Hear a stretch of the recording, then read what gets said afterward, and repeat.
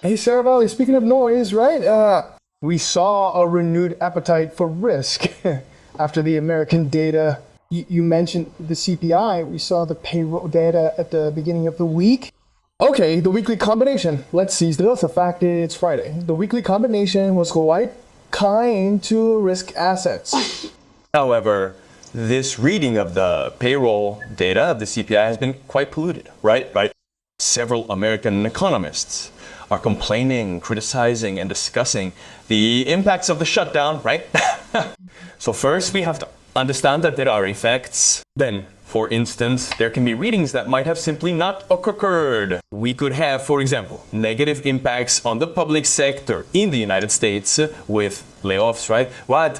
In other words, we created jobs, the United States created jobs, but at the same time, unemployment rose. These data are somewhat contradictory. So to really grasp the situation, we need more data for December and January of the coming year. That's what the US Federal Reserve has been signaling.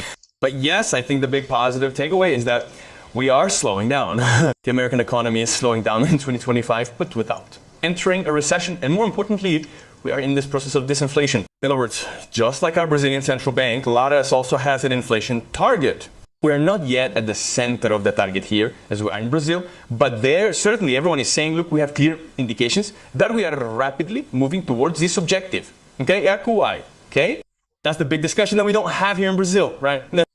That's the big difference. Also, like the payroll data we saw, right? The payroll data showed job creation, but curiously, we had the unemployment rate rising, perhaps due to the effects of the shadows, right? O edicto. In other words, perhaps in the public sector, we had layoffs, right?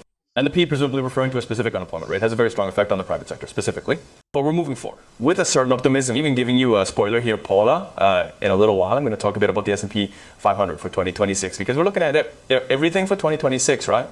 What should oil be like? What should the exchange rate be like? What should the S&P 500 be like, right? But I think the consensus is that we have more upside potential for appreciation in the S&P 500 in the American stock market for 2026, especially since the economy should remain healthy next year as well. Yes.